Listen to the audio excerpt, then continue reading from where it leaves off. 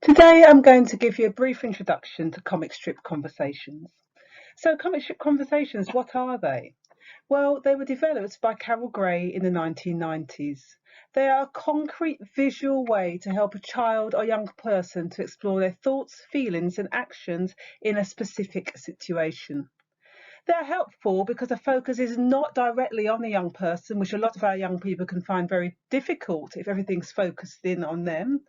So it's really good for young people who have difficulty developing understanding of different perspectives because they can be supported to do so through comic strip conversations. Essentially, they can be used to break down situations that may be confusing or upsetting for the child or young person. So why do we use comic strip conversations? Well, it's so that a particular situation, a specific situation that the young person or child is struggling with can be viewed from different perspectives. They can be supported in seeing things from a variety of perspectives, which helps them socially. They can be used to explore how people might be thinking and feeling. Some of our young people find it very difficult to see things other than from their own perspective. So we're trying to get them or to encourage them to see things from different perspectives. Different people take things and see things in different ways. And this is important for our young people's life skills that they get to understand this. It's also a good way of recording and reflecting what people say and do. It makes it concrete for them. We can show through our use of speech bubbles and thought bubbles what different people will say and do. So it's about having a concrete representation of a situation.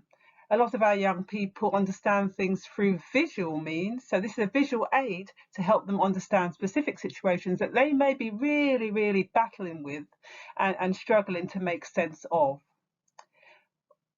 Essentially, it's to help the student, the young person, to develop social communication skills, to support them in that.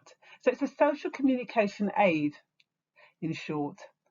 It enables us to better understand the student's perspective. Perhaps we're struggling to see why the young person acted in a certain way, and this can help us as well. So it's a learning tool for us too, as practitioners or parents, to understand why that young person sees a certain thing in a certain way. So when might it be useful to use comic strip conversations with a child or young person? So let's think of some examples of situations in which a comic strip conversation might be used to effectively support that young person. Some of our young people struggle to join in with games in the playground at break time and at lunchtime. It might be that they're really desperate to join in with that football match that those boys over there or girls over there have informally organised. And they want to know how to be part of it. Some of our young people, unfortunately, might do things like grab the ball and run away, and this arouses anger in their peers and isolates them. So they're trying to get across the point that they want to be part of that game, but they're not knowing how to effectively communicate that. And we can use a comic strip conversation to explore how those other people might feel if you grab their ball and run off, and what you might do differently next time. Also very useful for young people who have difficulty taking turns, either because they interrupt others and don't allow others to take a turn, or they just passively sit there and don't contribute anything when it is their turn to take a turn. So we can explore this situation with them. It might be a specific situation that occurs in certain lessons, or a specific situation that occurs when games are being played. It might be that our young person or child struggles to take part in group discussions in class when they're put in to work with a group of other students. They really struggle to take part in that. So we can explore with them how they might take part in that group discussion. Could be the other extreme where they're quite domineering and take over a group discussion. We can talk to them about how others might feel if their voices are drowned out. So different extremes, really. It might be that our child or young person is struggling to initiate conversation with peers and therefore finding it really difficult to make friendships, to make friends with others. So we can talk to them about ways of doing that through the use of comic strip conversation when we explore it together. Could be, as I said before, that they're interrupting others. So that's something that can be explored through the use of the comic strip conversations. It might be that our young people are calling other people names just because they want to gain attention from their peers. So they think one way of gaining attention is to call them a name. So if we explore that through a comment strip conversation and talk about how the people might feel if they're called certain names and how they might be feeling when they're calling out these names, we can actually unpick that and look at more effective ways of communicating with peers. We also get situations where young people are following others around, and it might be for a variety of reasons. It might be because they want to be friends with them, it might be because they like them, but we can pin that down in the comment strip conversation and show how others might feel if they are being followed.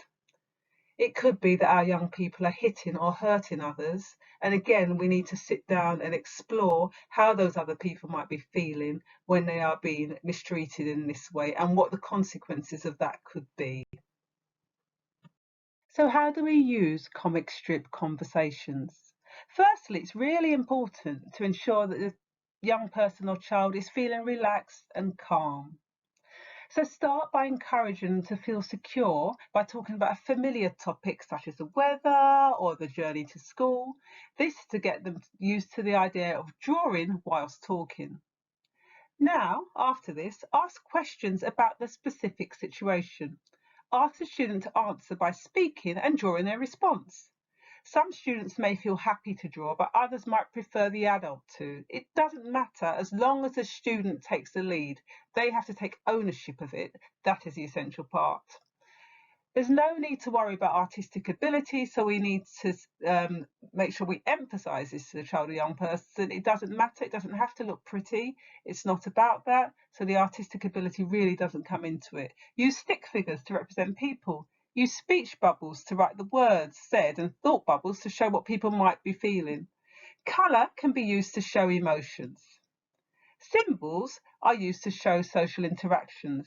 There are 8 symbols to communicate, and you can see them just on the other side of this screen right now. So we need to use questions really to guide or prompt our child or young person while they are sketching the comic strip conversation. So the sort of questions we might ask were, where were you? Where did it take place? Was it in the playground? Was it in the hall? Was it outside the classroom? Was it in the street? Who was with you? So we get them to talk about which other peers were with them and which adults might have been there. Who was around you? We're getting it all down in concrete and pinpointing exactly what happened in that situation. What did they do? So what we get them to draw out what actions a person did. What did they say? Then you draw a speech bubble and the child will put the words in that the person actually said. And what did you say? Again, the child will put the speech bubble with the words in that they actually said. What happened? We get them to talk about or show us on the paper exactly what happened. So we're sequencing that particular event, sequencing it, showing it in concrete form. What did you think when you said that? So we've got our speech bubble with the words the child said, and then we have our thought bubble above it showing what they thought when those words were said. What did others think? So again, we're trying to get the child to see things from other perspectives and not just from their own. So trying to get them to think about what others thought. And that can be a really tricky thing to do, actually. So they might need a lot of prompting and coaxing from us to kind of come up with what that person might have been thinking when they did a certain action. So now essentially you've completed this sketch of what happened or the comic strip conversation. So we now need to pull it all together. We've got all of the events that happened. We've got the sketches of the thoughts that people had, the things they said. So now it's important to go through that sequence of events with the young person by going through each section of the comic strip conversation and reading through it with them. Then moving on, you could discuss how next time things could be different. And this can be a struggle for them. So they may need a lot of guidance from you to think about how things could change next time because we want to be positive.